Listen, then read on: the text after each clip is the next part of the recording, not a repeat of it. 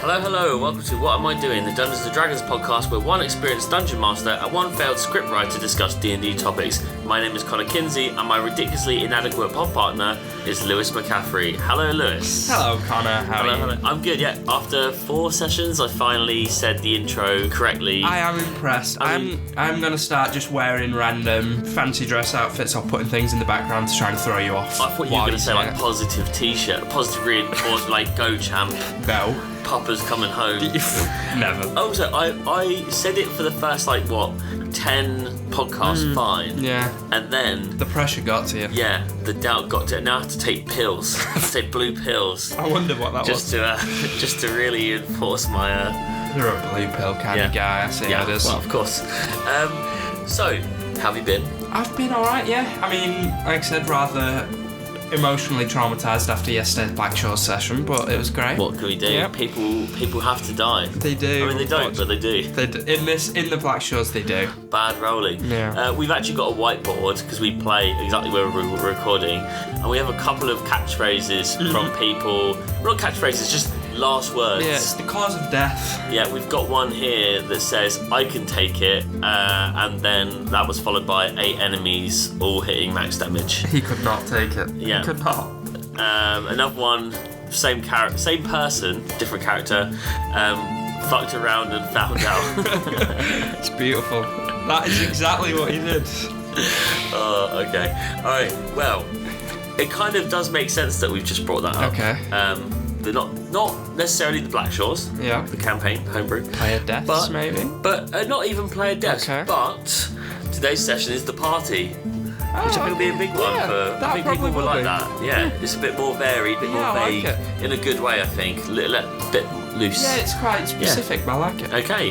Well, you know what happens next, don't you? Would you like to say it? I'm waiting for it. I will do. Let's get to it.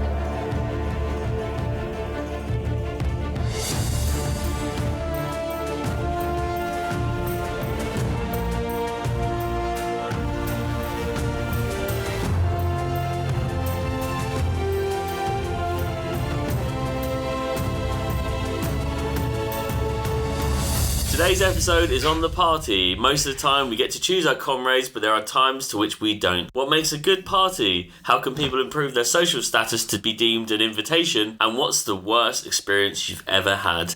Lewis, I party pretty mid these days, but my 83-year-old neighbour parties hard. How do I get into her DMs without causing a scene? What am I doing?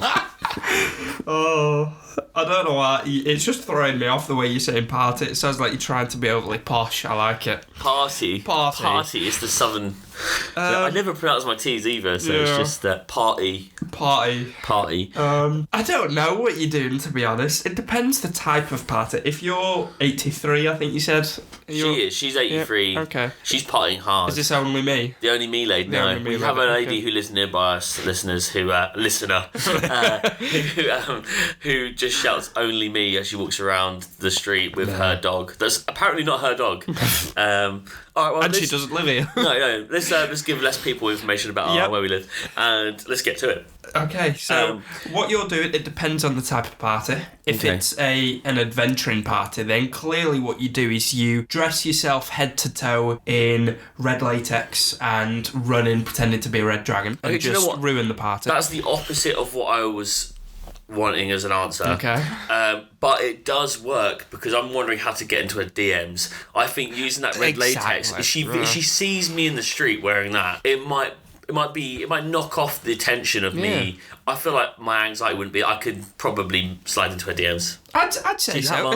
I mean, if you appeared at one of my parties, not that I host them regularly, dressed head to toe in red latex, I would do more than put you in my DMs. That's fine. All right. Well, what about? Let's break this down a little bit. How do I get to the party? How do I get invited to your party? I'm just gonna double down on it. Red latex. Yeah. That's all you need. Okay. That's all you need, listener. Yeah, fair enough. So let's get to the first few questions. Let's take things back to the start for a second here. The gathering of the fellowship, if you will. How are you finding players to party with? I mean, there are a number of things you can do, obviously. Finding your own group. I mean, the ideal situation, you'll have a group of friends that live near you that can play in person, that have similar schedules, as that is the bane of D&D. Obviously, not everyone has that. Like, I know for many, many years, I didn't know a lot of people that played Dungeons and Dragons regularly and wanted to, as I did. Nowadays, there's so many Facebook groups, Discord groups that you can advertise in online saying that you're looking for a game, and most of those will be free games, so you can go online,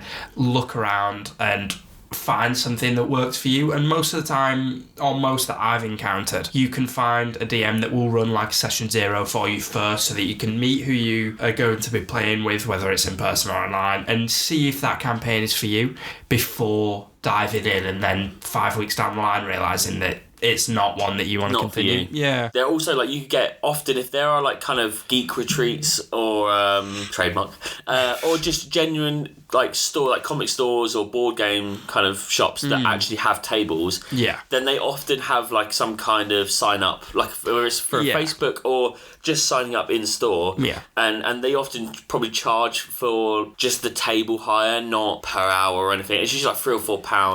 I've had that in Brighton and in London and Manchester, so it's a pretty good price when you could be there for 6 hours. And they usually host groups and beginners sessions in places as well. We should have just started naming places and then demanded money for advertising.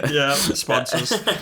I mean, that's the bet. Like, there are loads of ways you can find your own group. There's lots of opportunities these days. Maybe not so much in like the 90s and before that, where you were just relying on... I don't know, I didn't exist in the 90s. That's true, you didn't. It's disgusting. Let's not talk about that. Okay, between alignments and backgrounds, and probably even character races, because D&D is racist, is there a right or wrong to working out your adventuring party? Is there a way you go about it? Are you happy with like the composition of it? Two good guys, two bad guys? A lizard folk, you probably wouldn't be around humans, but someone's chosen to do that. How do we work that out? Is there a right or wrong? No, I wouldn't say so. I mean, it's always easier to have a group that all share similar alignments, because it's like the campaign I'm going to run.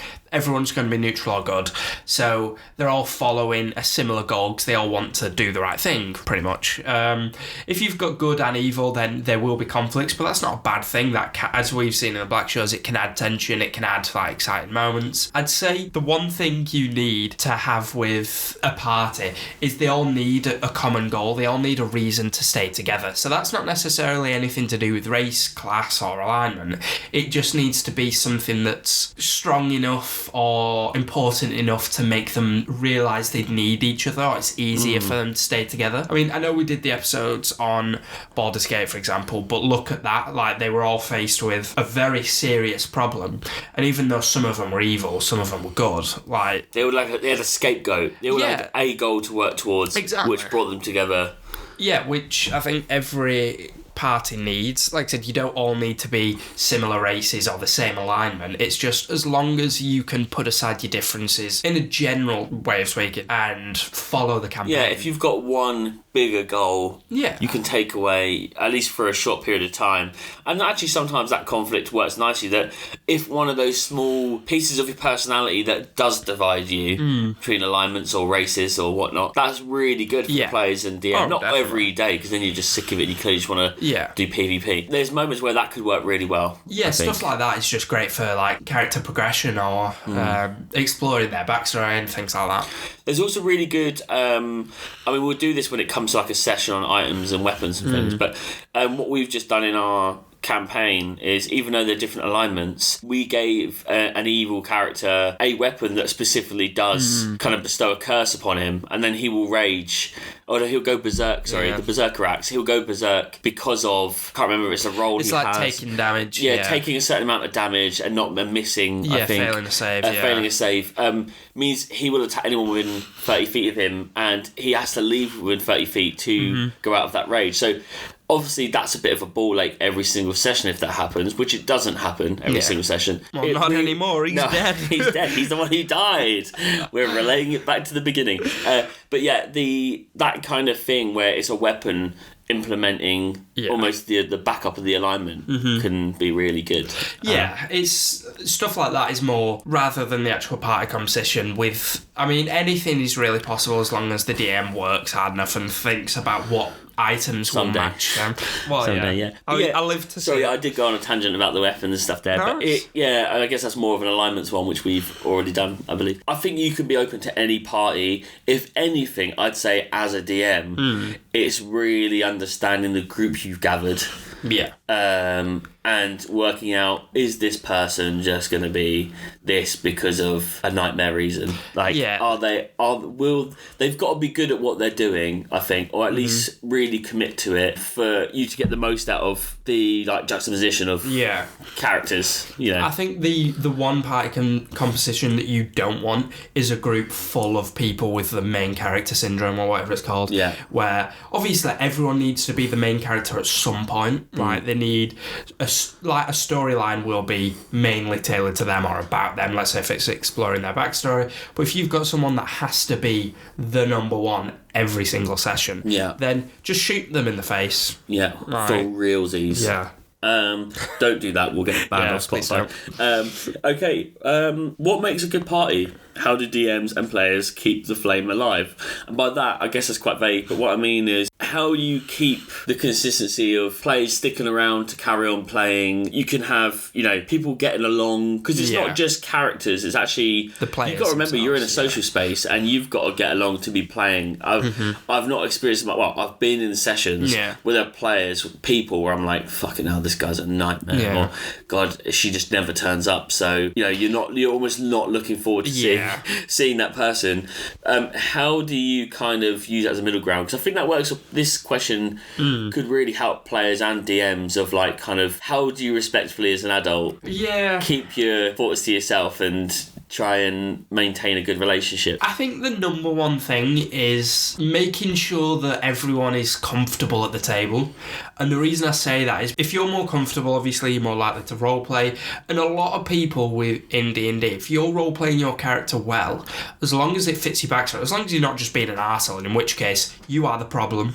Hands down. Yeah, just hands down. But if you're comfortable and if you're getting involved with roleplay, it's like we keep referring back to the Black Shows, but my character, the lawful good, and the lawful evil character that's just died. Roleplay wise, we would be completely different. Like he'd want to murder someone, I'd want to save them, that kind of thing. But I don't hold that against that player. Like if anything, I'd respect that player more for getting involved in good roleplay, for enjoying themselves, for actually making a good session. So if you've got a table full of people that are all comfortable to roleplay their character how it should be done and how they want to do it, then it'll make everyone have more fun at the table, and that'll just make everyone like gel a bit better together. Yeah, there's definitely moments in that campaign so far where there's a clash and then there's a big respect for committing to it, and then also the outcome of like somehow fixing it. Yeah, because like we said earlier, you've got like a bigger goal.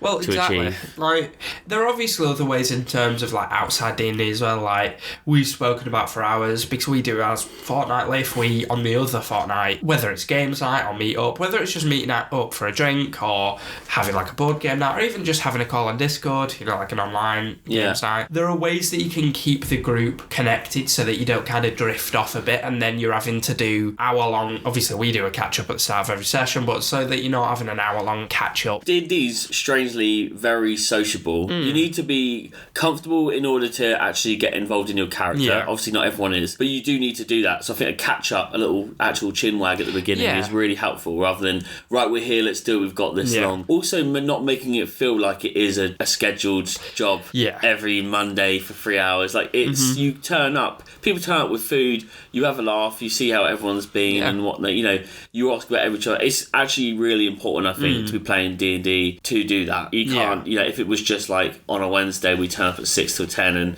we get on with it and we leave, we never talk till the next one. You don't want it to feel like you said, it's a social game. And it needs to be played that way. I think it's specifically though in terms of players and DMs. Players, in fact, Dungeon Masters, remember that when you're planning sessions and planning a story arc for a specific character, make sure to keep everyone else included and don't focus on one character for the entirety or for the majority of a campaign. campaign, because if you do that, the other characters will inevitably just feel left out and could potentially just grow resentment for that other character, because they're always in the spotlight, they're always focused, and you're getting the back end of it. We spoke about this before, and I can't remember what episode, but making sure, like, as a DM, that there are moments. It was about how to get people into roleplay. I think that was the episode. So only a couple of episodes ago. Making sure there are episodes, or at least moments in episodes, where the example we used was there's a rogue. So we made sure at some point there is a mission where you're really relying on that class to support the team. Because otherwise, what use is it? And why are we picking classes other than for enjoyment? But what are they really specialising in if there's no missions that specialise because of them? So it's good to get people involved, and like we said back in that episode, that encourages those people specifically to join in more, and you get that, like we said, it's a social aspect. So making sure you're not kind of like main charactering one person all the time. People more like to come back. Well, exactly. And on the other side of that, for players, just be patient. Your turn for the spotlight will come. And if it doesn't come within 2 minutes of playing, then you should definitely fucking quit and leave a bad review. 100%. Last question is, worst party you've ever played in? Just throw you straight in with this shitty, and you can't say mine. I had a one-word name then, and you know exactly who I'm thinking of. It's me. Yeah. I've had two. One of them when I was a DM and one when I was a player. So just tell us the DM one to save your credibility and friendship. When I was a DM, obviously in the West Matches server that we ran, there were obviously a number of characters in there that wanted to be the main character all the time. They just min-maxed. They essentially tried to suck out all of the role play and all the fun behind it for the other players and just be the one to be like, oh look guys, I've saved the day, and it's like, it ruined it for the other players. So, but when you've got a group of those players, it's just chaos. You do get some people. The thing is, this does go back to us talking about the party topic as well. Is sometimes people speak a lot. People have quite a loud voice and they're very confident in speaking lots, like myself right now because I'm just gibbering on. But that also, in turn, can encourage players to kind of adapt and become a bit more like them. So you might end up with, you start with one arsehole and then you end up with four because everyone now assumes that's the way of playing it, and I've experienced that loads of times where the rest are quite quiet and they're just nice people playing the game, and all of a sudden they're your worst nightmare every session. Which like I said, there's nothing wrong with. We've said before, there's nothing wrong with a specific build, but it's just the attitude of the player that I think really winds me up as a dungeon master. Attitude is what you've got to look out for. When building a party, not the actual character creation side of it. But in terms of a player, I was in a game once where the DM basically catered almost all of it to one player, and that player started off as for some reason a CR like 12 creature that had lost some of its powers, and it was like, we're level 1, they're CR 12. It was like, how are you making this work? And it was just so dumb. No good. But what about you? I just said about the DM thing, worst party to play in probably wasn't people playing alongside with. It was just actually the fact that people weren't around every week. And don't even mean every week, I just mean every week that we played. Just not having a full team for lengths of time, it's just, it does take a toll. You're struggling to keep up and give people the information they need, or they're kind of not fussed that they missed a lot, but kind of at the cost of you guys nearly being TPK'd or that is frustrating. Alright then, well, good talk. Today's adventure is sadly coming to a close, but we are back again next week with the topic, how many bricks can I fit in my neighbour's car? And as always, thank you for tuning in, and if you'd like to join in on the D&D action or just support this show, then please follow us on Instagram and Twitter at WhatAmID&D. I've been Connor Kinsey. I've been McCaffery. Good day. Goodbye.